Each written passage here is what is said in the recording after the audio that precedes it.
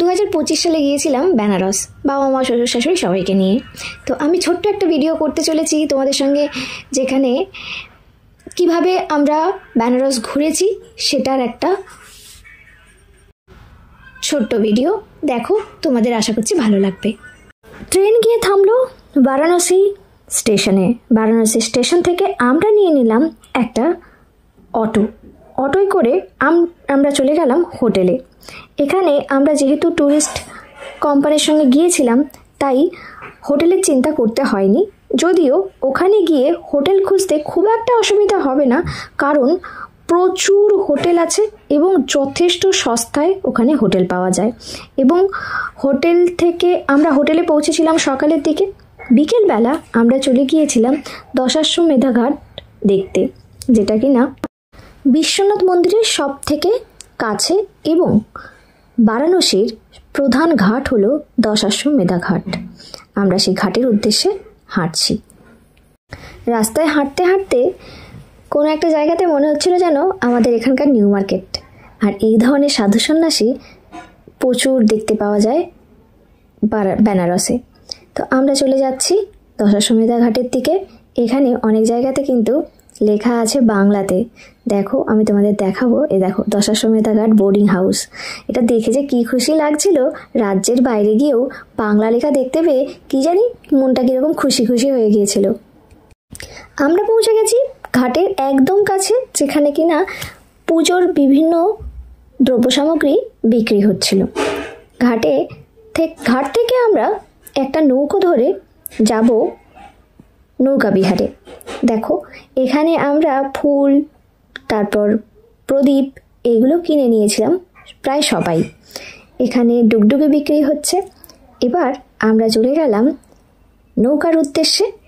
এখানে তোমাদের বলে রাখি, আমরা যেহেতু ট্যুরিস্ট কোম্পানির সঙ্গে গিয়েছিলাম, তাই নৌকা ভাড়া ভেবেছিলাম দিতে হবে না, কিন্তু না, নৌকা ভাড়া আলাদা করে দিতে হয়েছিল। এবং আমি তোমাদেরকে বলবো, যদি তোমরা কোনো ট্যুরিস্ট কোম্পানির সঙ্গে যাও, তাহলে নৌকাটা আলাদাও ভাড়া করতে পারো, সেরকম ব্যবস্থা করে নেবে। কারণ ট্যুরিস্ট কোম্পানি নৌকাওয়ালার সঙ্গে কথা বলে ওরা কিন্তু একটু বেশিই চার্জ নেয়। আর তুমি যদি আলাদা করে ওখানকার লোক বা কিছু লোকের সঙ্গে মিট করে, বা তোমরা যারা যাচ্ছ তারা একসঙ্গে কথা বলে নৌকো ঠিক করো, তাহলে কিন্তু এতটা ভাড়া নাও হতে পারে। এখানে অবশ্যই বার্গেনিং চলে, তবে খুব বেশি হাই প্রাইস বলে না, সেই অনুযায়ী ঠিকঠাকই আছে, একটু বার্গেনিং করলেই হয়ে যাবে। তো আমরা সবাই প্রদীপ ফুল নিয়ে রেডি গঙ্গায় দেব বলে। তারপর সবাই লাইফ জ্যাকেট পরে নিয়েছি। লাইফ জ্যাকেট পরে আমরা সবাই নৌকাতে উঠে গেছি।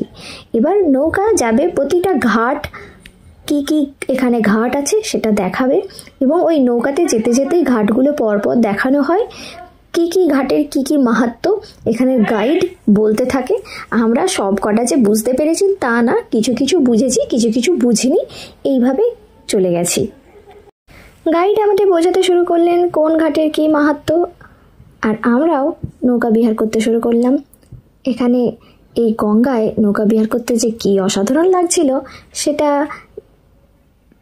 উপলব্ধি করাই যায়, বলে বোঝানো যায় না।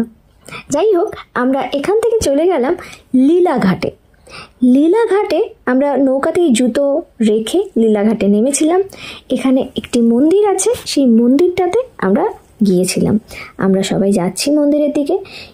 মন্দিরটা বেশ উঁচুতে, যেহেতু বর্ষাকালে নদীর জল অনেকটাই উঁচু হয়ে যেত, তাই জন্যই কিন্তু এই মন্দিরগুলো অনেকটা উঁচুতেই বানানো হয়েছে। যাই হোক, তো আমরা এখানে দেখতেই পাচ্ছ নৌকাগুলো দাঁড়িয়ে আছে, আর আমরা চললাম মন্দিরের উদ্দেশ্যে।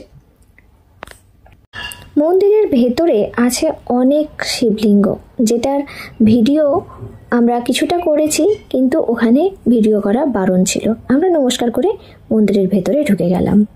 আর তখন চলছিল সন্ধ্যা আরতি, সেটাও দেখার সুযোগ পেয়েছি আমরা। এই মন্দিরের ভিডিও আমি ফাস্ট ফরওয়ার্ড করে দিলাম। এখানে প্রচুর শিবলিঙ্গ রয়েছে। তারপর ওখান থেকে বেরোনোর পর আমরা দেখলাম বেনারসে আর একটা জিনিস, যেমন ঘাট আছে তেমন শ্মশানও প্রচুর। তবে মণিকাঙ্গনা শ্মশানটা সব থেকে বড়।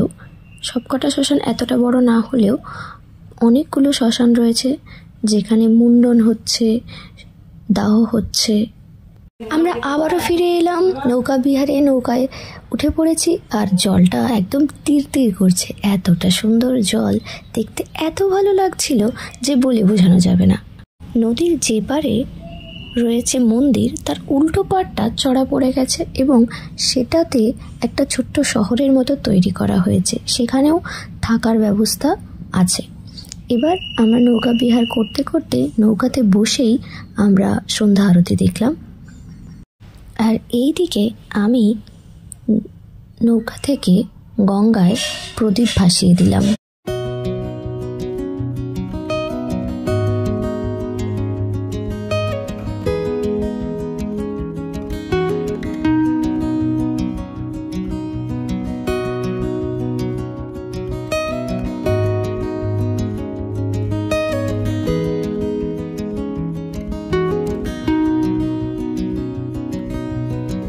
এরপর ছিল গঙ্গা আরতি দেখার পালা। কি অসাধারণ গঙ্গা আরতি হয় এখানে। যদিও আমাদের কলকাতাতেও এটা শুরু হয়েছে, আমি কলকাতাতে এখনো পর্যন্ত দেখতে যেতে পারিনি, যাব নিশ্চয়ই কোনো দিন। জায়গায় বেড়াতে গেলে সেখানকার ফেমাস খাবারগুলো খেয়ে দেখার ইচ্ছে আমার থাকে। যদিও আমি খুব একটা ফুডি নই, কিন্তু যেখানে গেছি সেখানে খাবার খেয়ে দেখতে আমার ভালো লাগে।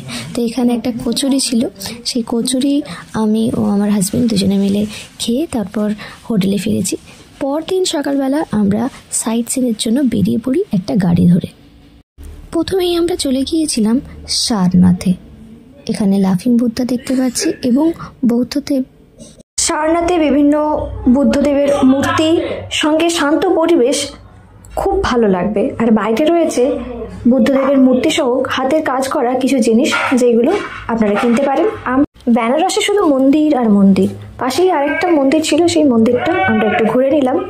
পাশেই ছিল চৌখান্ডী স্তূপ, সেটা আমরা ভিজিট করলাম। এটার ওপরে উঠতে দেওয়া হয় না, তাই বাইরেটাই আমরা দেখছিলাম এবং সুন্দর সবুজ মনোরম দৃশ্য বেশ আমাদেরকে।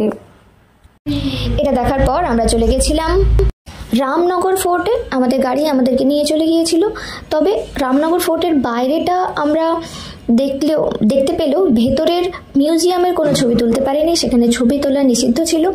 এখানে টিকিট কাটতে হয়েছিল, ফরেনারদের জন্য আলাদা টিকিট এবং আমাদের ভারতীয়দের জন্য আলাদা টিকিট। টিকিটের দাম তখন ছিল 30 টাকা করে, এখন হয়তো বাড়তে পারে। তো এই জায়গাটা বিশাল বড় এবং দেখতে দারুণ লাগে। আর ওখানে দেখলে কীরকম একটা যেমন রাজবাড়ি অবশ্যই, মানে রাজবাড়ি ফিলিং চলে আসে। এই যে দেখতে পাচ্ছ, এখানে অনেক ছোট ছোট গোল ছিদ্র করা ছিল, যেখান থেকে দেখা যেত যে নদী থেকে আসছে বা কোনো অ্যাটাক হতে পারে কিনা। এখানে নদীর পাশ দিয়ে পালিয়ে যাওয়ার মতো রাস্তা ছিল। তো পাশেই ছিল নদী, সঙ্গে একটা শিব মন্দিরও ছিল। তো আমরা সেই নদীর কাছে একটু দাঁড়িয়েছিলাম, নদীর হাওয়া খেয়েছি। তারপর আমরা ওখান থেকে বেরিয়ে ফেমাস একটা জিনিস খাই, যেটা আমি আগে থেকেই সার্চ করে গিয়েছিলাম যে এখানে কি খাবো। তো এখানে ছিল শিবপ্রসাদ লস্যি ভান্ডার। লস্যি অসাধারণ, মানে সত্যি খাওয়ার পরে এখনো পর্যন্ত মুখে লেগে আছে। লস্যি সবাই মিলে এনজয় করলাম। তারপর আমরা আরও কয়েকটা মন্দির দর্শন করলাম। বেনারসে মন্দির আর মন্দিরের শহর। দেখো, এটা আরেকটা বিশ্বনাথ মন্দির, কিন্তু আমরা যে বিশ্বনাথ মন্দির ফেমাস সেটা না, আরেকটা বিশ্বনাথ মন্দির। এখানে একটা মন্দিরে আমরা প্রসাদ পেয়েছি। নেক্সট দিন আমরা সকাল সকাল স্নান করে চলে গেছি। আর এখানে আমি ওই হলুদের টিক্কার সঙ্গে এখানে একটা ত্রিশূল আঁকার যে নতুন ট্রেন্ড, সেটা এখানে ছবিটা এঁকেছি। বেশি না, এগুলো 10 টাকা করে ওরা নিচ্ছিল। এবং আমরা জলে নামার সময়, মানে স্নান করার সময় কিন্তু ছবিও তুলেছি। সেখানে ওখানকার লোক আছে ছবি তুলে দেওয়ার জন্য, কারণ আমরা মোবাইল বা ক্যামেরা নিয়ে যেতে পারি না জলের মধ্যে। তো ওরা ছবি তুলে দিয়েছিল। তারপর আমরা এখানে একটু ঘুরে দেখছিলাম। জায়গাটা সত্যিই খুব মানে পরিষ্কার, সব সময় পরিষ্কার করা হচ্ছে। এই হচ্ছে আমাদের ফেমাস বিশ্বনাথ মন্দির, যেটার ভেতরে কিন্তু কোনো ছবি তোলা যায় না। ওই দিন আমরা পুজো দিয়ে নিয়েছি। আমাদের দেখো, এই দেবাদেবীকে একটু দেখে নাও, কত সেজেছি ওখানে গিয়ে। এখানে আমরা সবাই কিন্তু কপালে তিলক, এটাকে তিলক বলে কিনা জানি না, তো এরকম ত্রিশূল এঁকেছি। আমার হাজব্যান্ড যদিও এগুলো একদম পছন্দ করে না, কিন্তু জোর করে আমি করিয়েছি। যাই হোক, চলো এবার তারপর পুজো দেওয়ার পর আমরা এখানে কিছু দোকান দেখো, এখানে প্রসাদ কিনতে পাওয়া যায় এবং বাড়ির জন্য তোমরা যদি কিছু কিনে নিয়ে আসতে চাও, যেমন ধরো অন্নপূর্ণা মন্দিরের অন্নপূর্ণা দেবীর মূর্তি অবশ্যই তোমরা এখানে পেয়ে যাবে। তাছাড়াও পুজোর জিনিসপত্র এখানে প্রচুর দোকান আছে, যেখানে এই দোকানগুলো থেকে তোমরা কিন্তু পেয়ে যাবে। ওই দিন সারাদিন আমরা এরকম বেনারসের মানে এই দশাশ্বমেধ ঘাটটা ঘুরে দেখি এবং কিছু কেনাকাটা ছিল ওখানকার, যেটা আমার মনে হয় খুব যে সস্তা কিছু না, তবে বেনারসি কাপড়ের যে ব্যাগগুলো ওইগুলো যথেষ্ট সস্তায় পাওয়া গেছে, ওইগুলো কিনেছি। আর এই দশাশ্বমেধ ঘাটের শুধু ভিড়টা দেখবে, প্রত্যেক দিন লাখো লাখো লোক আসছে আর যাচ্ছে এই গঙ্গায় স্নান করে পবিত্র হওয়ার জন্য। যাই হোক, পবিত্র আসলে হওয়া যায় কিনা জানি না, তো কিন্তু এখানের যে মনোরম দৃশ্য বা এই গঙ্গার হাওয়া, আগেকার দিনে ছিল না যে হাওয়া বদল, এখানে আসলে সত্যিই হাওয়া বদল হয়ে যায় এবং শরীর অনেকটা সুস্থ হয়ে যায়। বেনারসে গেলাম আর নদীতে সূর্যোদয় দেখলাম না, সেটা কি করে হয়? তো সকাল সকাল চলে গিয়েছিলাম পরদিন সূর্যোদয় দেখতে এবং আমরা সূর্যোদয় অনেকক্ষণ দাঁড়িয়ে সূর্যোদয় দেখলাম। তারপর আমরা গিয়েছিলাম আর একটা জিনিস খেতে, সেটা হলো মালাইও। আমার ইচ্ছা ছিল বেশ কিছু খাবার এখানে ট্রাই করব, তো সেই রকমই ভেবে আমরা চলে গিয়েছিলাম একটা দোকানে। এইটা ছিল একটা ফেমাস দোকান, যেটা দোকানের নামটা আমি লেখাটা দেখিয়ে দিচ্ছি। এখানে পাউরুটির ওপর সর দিয়ে পাউরুটিটা বিক্রি হচ্ছে এবং সর দেওয়া চিনির সঙ্গে ছিল, যথেষ্ট সুন্দর টেস্টি খেতে। তো তারপর দুপুরবেলা আমরা অন্নপূর্ণা মায়ের ভোগ পেতে গিয়েছিলাম এবং ভোগ পেয়েওছি। ভোগ খাওয়ার পর ছিল আমাদের ট্রেন, তারপর আমরা ট্রেনে হয়ে আবার চলে আসি কলকাতায়। এই ছিল আমার ছোট্ট বেনারস ভ্রমণ। অনেক দিন করার পর আমি এতদিন পর ভিডিওটা এডিট করতে পেরেছি, ভিডিওটা আজকে দিলাম। এই ভিডিও তোমাদের কেমন লাগলো অবশ্যই জানিও। আমার ভিডিও দেখার জন্য তোমাদেরকে অনেক থ্যাংক ইউ।